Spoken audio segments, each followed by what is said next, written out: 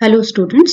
आज इस वीडियो में जो टॉपिक हम डिस्कस करने वाले हैं उसका टाइटल है पेरेंटिंग स्टाइल्स। हिंदी में हम इन्हें कहते हैं पालन पोषण की शैलियाँ।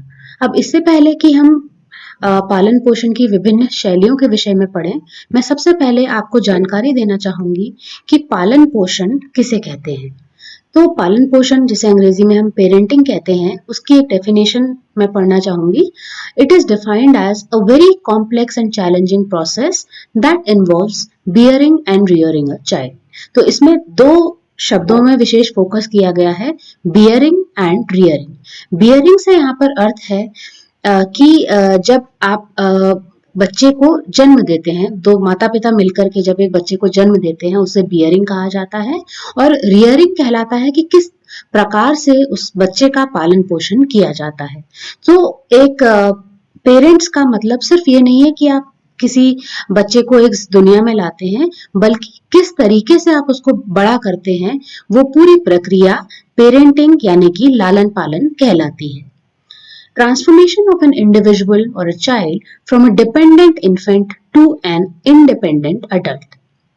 और कैसे आप एक बच्चे को जो पूरी तरीके से जन्म के समय आप पर निर्भर है, उसको कैसे हम एक आत्मनिर्भर इंसान बनाते हैं, वो पूरी प्रक्रिया भी पेरेंटिंग यानी कि लालन पालन कहलाती है। अब हम पढ़ेंगे कि लालन पालन का कॉन्सेप्ट क्या है और ये कहाँ से आया। तो सबसे पहले जो ये कॉन्सेप्ट था लालन पालन का, वो दिया गया 1960s में। एक अमेरिकन क्लिनिकल साइकोलॉजिस्ट थी जिनका नाम था डायना बॉमरिंट। उनके द्वारा 1960 के आसपास जो है ये पेरेंटिंग स्टाइल्स का कॉन्सेप्ट दिया गया। और उन्होंने 3 तरह की पेरेंटिंग स्टाइल्स के बारे में बताया। सबसे पहली है इसमें अथॉरिटेरियन पेरेंटिंग। इसको हम सत्तावादी लालन पालन भी कहते हैं। फिर आता है आपका दूसरा अथॉरिटेटिव पेरेंटिंग। इसको अधिकारवादी पेरेंटिंग कहा जाता है। तीसरा आता है आपका परमिसिव पेरेंटिंग। इसको कृपालु लालन पालन भी कहा जाता है। तो सबसे पहले 1960 में डायना बॉमरिन ने ये 3 तरह के लालन पालन के तरीके बताए। और उसके बाद कुछ टाइम बाद 1983 में 2 और साइकोलॉजिस्ट आए, 2 नए साइकोलॉजिस्ट जिनका नाम था मकॉबी एंड मार्टिन। उन्होंने एक चौथा तरीका बताया जिसको अनइन्वॉल्व्ड पेरेंटिंग कहा गया, और हिंदी में हम इसे कहते हैं बेपरवाह माता पिता। अब हम इन सब के बारे में एक एक करके डिस्कस करेंगे। ये मैंने एक टेबल फॉर्म में चारों पेरेंटिंग स्टाइल्स को बांट दिया है, इसको हम एक एक करके पढ़ेंगे। सबसे पहले हम आ जाते हैं अथॉरिटेरियन पेरेंटिंग में। इन पेरेंट्स को हिंदी में हम कहते हैं सत्तावादी माता पिता। ठीक है, तो ये किस तरीके का पेरेंटिंग स्टाइल होता है? ये लालन पालन का जो तरीका होता है, इसमें माता पिता बहुत ज्यादा कठोर होते हैं बच्चों के प्रति। उनको डिसिप्लिन करने के लिए, उनको अनुशासन सिखाने के लिए उनको अलग अलग तरीके के वो क्या देते हैं, पनिशमेंट देते हैं, सजा दी जाती है। अगर वो माता पिता की बात नहीं मानते हैं तो उन्हें सजा दी जाती है। बच्चों से बहुत ज्यादा उम्मीदें होती हैं माता पिता को, और अगर वो बच्चे माता पिता की उम्मीदों पर खरे नहीं उतरते हैं तो माता पिता जो है बहुत ज्यादा निराश हो जाते हैं और अपना पूरा गुस्सा जो है वो बच्चों पर निकालते हैं। तो इसलिए इसको सत्तावादी लालन पालन का तरीका कहा गया है, क्योंकि इसमें जो माता पिता होते हैं वो बहुत अधिक कठोर होते हैं अपने बच्चों के प्रति।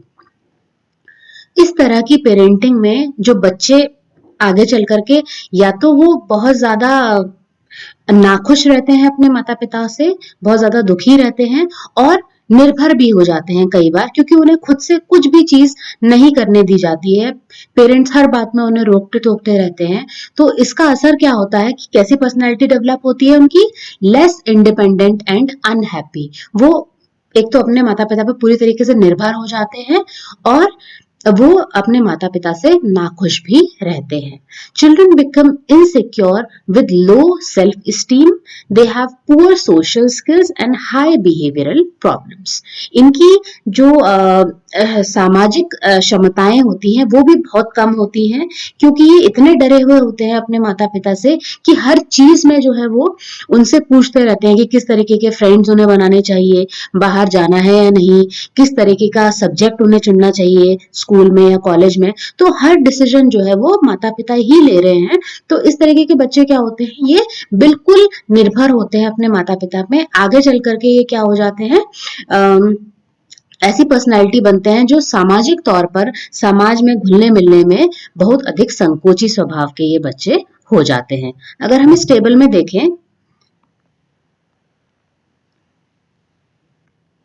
तो यहाँ पर हमें क्या दिखाई देता है, अथॉरिटेटिव पेरेंटिंग के बारे में अगर हम देखते हैं, ये वाला जो आपका पार्ट है, इसमें क्या दिखाई देता है हमें कि सॉरी, ये फर्स्ट वाला जो हमने डिस्कस किया था अथॉरिटेरियन पेरेंटिंग, इसमें हमें क्या दिखाई देता है टेबल से कि ये जो माता पिता होते हैं, लेवल ऑफ वार्मथ यानी कि इनका जो गर्माहट होती है रिश्ते में वो बहुत कम होती है, लो होती है।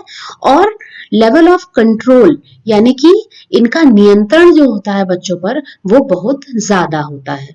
तो टेबल से हम देख सकते हैं कि नियंत्रण बहुत ज्यादा है, लेकिन प्यार और जो गर्माहट है रिश्ते में वो बहुत कम है।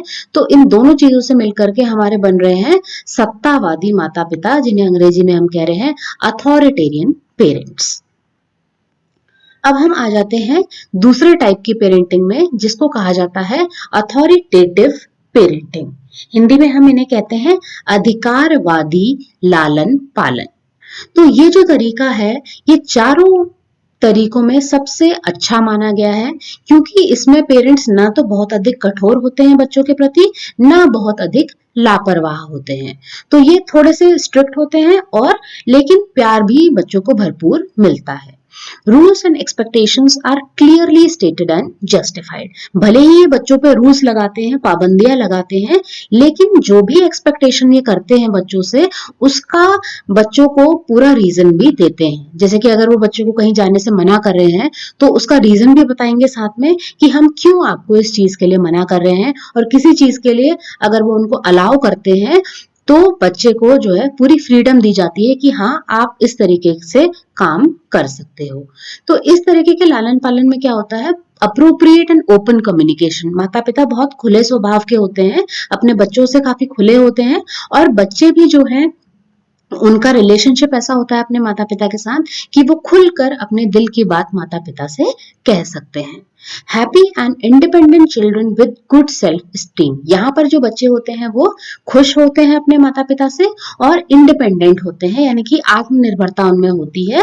और इनकी एकेडमिक स्किल्स यानी कि पढ़ाई में भी ये अच्छे होते हैं, और सोशल स्किल्स सामाजिक तौर पर भी ये जो हमने पहला वाला टाइप पढ़ा था सत्तावादी माता पिता, उनके कंपैरिजन में ये बच्चे जो है ये पढ़ाई के मामले में भी और सामाजिक जो इनका विकास होता है वो भी बहुत अच्छे तरीके से होता है। और आगे चल करके इनकी मेंटल हेल्थ यानी कि जो इनकी मानसिक स्वास्थ्य है, मानसिक स्थिति है, वो बहुत अच्छी रहती है, क्योंकि इन्हें घर में हमेशा एक पॉजिटिव माहौल मिलता है।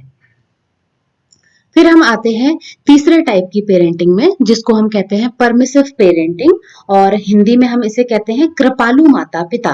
कृपालु मतलब ये माता पिता जो है वो बच्चों की तरफ बहुत ज्यादा सॉफ्ट होते हैं, है ना, excessive warmth but low control, की प्यार तो बहुत ज्यादा दे रहे हैं बच्चों को, बट कंट्रोल यानी कि नियंत्रण इनका बिल्कुल भी नहीं है। ये फ्रेंडली होते हैं अपने बच्चों के साथ, खुलकर बात करते हैं, बच्चों को उनके डिसीजंस खुद लेने देते हैं, किसी तरीके की पाबंदियां उनमें नहीं लगाते हैं। पर साथ ही साथ क्या होता है, इन पेरेंट्स को बच्चों से बहुत ज्यादा एक्सपेक्टेशन यानी कि आकांक्षाएं नहीं होती हैं। उनका ये होता है कि आपको जो करना है आप करो और आप अपने डिसीजंस के लिए खुद रिस्पॉन्सिबल रहोगे। Children have poor self control and they are unable to follow rules. अब बच्चों को इतनी ज्यादा आजादी मिल जाती है कि वो क्या होते हैं, उनका खुद पर ही कंट्रोल नहीं होता है और वो रूल्स को फॉलो नहीं कर पाते हैं। ये इस तरीके की पेरेंटिंग जो होती है वो यूजुअली अगर सिंगल चाइल्ड है, अगर सिर्फ एक ही बच्चा है घर में, तो वहां पर पेरेंट्स या माता पिता इस तरीके का तरीका अपनाते हैं क्योंकि बहुत बच्चे को बहुत ज्यादा प्यार मिलता है, जो भी बच्चा कह रहा है उसकी सारी मांगे पूरी की जा रही हैं। तो ऐसे घर जहां पर सिर्फ एक बच्चा है या दो बच्चे हैं और एकल परिवार में रह रहे हैं, न्यूक्लियर फैमिली में रह रहे हैं, वहां पर ज्यादातर ये तरीका फॉलो किया जाता है। As adults children develop egocentric behaviour and face relationship problems. आगे चल करके इस तरीके के बच्चों में क्या हो सकता है, ईगोसेंट्रिक बिहेवियर हो सकता है। ईगोसेंट्रिक मतलब ये सिर्फ स्वयं पे केंद्रित होते हैं, दूसरे का पर्सपेक्टिव ये नहीं समझ सकते हैं। तो इस तरीके के बच्चों को स्कूल में जाकर या फिर अगर ये कोई रिलेटिव आ गया घर में और ज्यादा लोगों के साथ मिलने जुलने में इस तरह के बच्चों को परेशानी होती है। और आगे चल के ये क्या करते हैं, रिलेशनशिप प्रॉब्लम्स, यानी कि इनको अपने रिलेशनशिप्स में भी प्रॉब्लम हो सकते हैं, जैसे कि शादी के बाद अपने स्पाउस के साथ यानी कि अपने पार्टनर के साथ एडजस्ट करने में इन बच्चों को प्रॉब्लम हो सकता है क्योंकि इन्होंने कभी अपने घर पर जो है एडजस्ट नहीं किया है। हमेशा पेरेंट्स ने इनकी इच्छाएं, इनकी मांगे पूरी की हैं, तो आगे चल करके इनको ये अपने पार्टनर से भी वही एक्सपेक्ट करते हैं, चाहे उनका हस्बैंड हो चाहे वाइफ हो, उनसे यही एक्सपेक्ट करते हैं कि जो भी मैं कहूं वो तुरंत ये मान ले। तो इस तरीके की स्थिति में क्या होता है, आगे चल करके इस प्रकार के बच्चों में रिलेशनशिप प्रॉब्लम्स आ सकती हैं। और इसके बाद हम जो है लास्ट टाइप डिस्कस करेंगे जिसको हम कहते हैं अनइन्वॉल्व्ड पेरेंटिंग, और हिंदी में हम इन्हें कहा जाता है बेपरवाह लालन पालन। यानी कि बेपरवाह मतलब इन्हें बच्चों से कोई मतलब नहीं है, ना तो ये बच्चों की तरफ स्ट्रिक्ट है ना ही उनको प्यार दे रहे हैं। ये यूजुअली कौन सी घरों में देखा जाता है जहां पर या तो दोनों पेरेंट्स काम कर रहे हैं और न्यूक्लियर फैमिली यानी कि एकल परिवारों में रह रहे हैं। तो वहां पर क्या हो रहा है, माता पिता दोनों ऑफिस चले गए, अपना लंबे टाइम तक काम कर रहे हैं, सुबह जा रहे हैं रात में आ रहे हैं, और बच्चा या तो नैनी के पास है या फिर किसी डे केयर सेंटर में है, नर्सरी में है। तो क्या है, ये बिल्कुल बच्चों की तरफ से बेपरवाह होते हैं। इनकी ना कोई डिसिप्लिन स्ट्रेटेजी होती है, मतलब ना ही ये बच्चों पे नियंत्रण रखना चाहते हैं और ना ही उन्हें प्यार देते हैं। Also there is lack of communication, यानी कि इनमें आपस में बातचीत भी नहीं होती है क्योंकि उनके पास टाइम ही नहीं है बच्चों को देने के लिए। तो बातचीत भी इनमें ना के बराबर होती है और ना ही इनको कोई एक्सपेक्टेशन होते हैं, बच्चों से कोई आकांक्षाएं इनको नहीं होती हैं। Children are impulsive and difficulty in regulating emotions. तो इस प्रकार के बच्चे क्या होते हैं, क्योंकि वो बहुत टाइम अपने माता पिता से दूर रहते हैं या डे केयर सेंटर में रह रहे हैं या घर में कोई केयर टेकर रखा हुआ है उसके पास रह रहे हैं, तो ये क्या होते हैं, बहुत ज्यादा इमोशनल होते हैं। इन अपने इमोशंस को कंट्रोल करने में इनको बहुत ज्यादा परेशानी होती है। कभी एकदम से खुश हो जाएंगे, कभी एकदम से दुखी हो जाएंगे, तो मतलब मूड इनका जो है वो फ्लक्चुएट करता रहता है, बदलता रहता है। ऐसे बच्चों में क्या हो सकता है, आगे चल करके मेंटल एंड बिहेवियर प्रॉब्लम्स हो सकती हैं। अकेले रहने से कोई उनकी बातें सुनने के लिए नहीं है, किसी को अपना प्रॉब्लम डिस्कस नहीं कर सकते हैं। तो इस प्रकार के बच्चों में क्या हो सकता है, आगे चल करके या तो किसी तरीके की कोई मानसिक बीमारी इन्हें हो सकती है या फिर इनको व्यवहारिक समस्याएं हो सकती हैं, जैसे कि मूड डिसऑर्डर के बारे में मैंने आपको बताया कि मूड जो है एकदम से चेंज होता रहता है।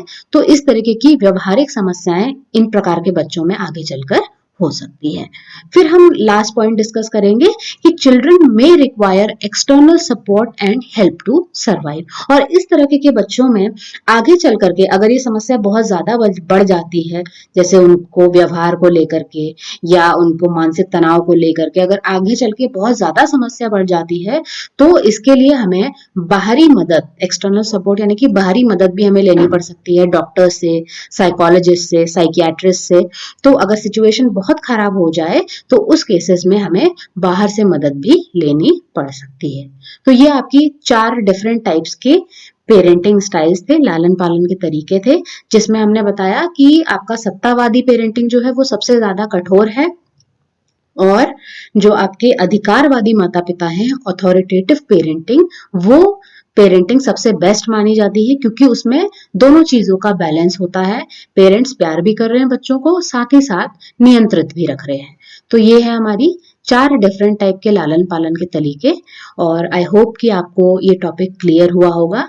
ये टॉपिक आपके एग्जाम पॉइंट ऑफ व्यू से तो इम्पोर्टेंट है ही, साथ ही अगर आप कोई कॉम्पिटिटिव एग्जाम देते हैं, आप होम साइंस से रिलेटेड, या आप नेट देते हैं, तो यूजीसी नेट में भी आपके 2 या 3 क्वेश्चन तो इस टॉपिक से आ ही जाते हैं। तो उस विषय में भी ये टॉपिक जो है बहुत इम्पोर्टेंट है। तो आई होप आपको इस वीडियो से ये टॉपिक क्लियर हुआ होगा, and thank you so much.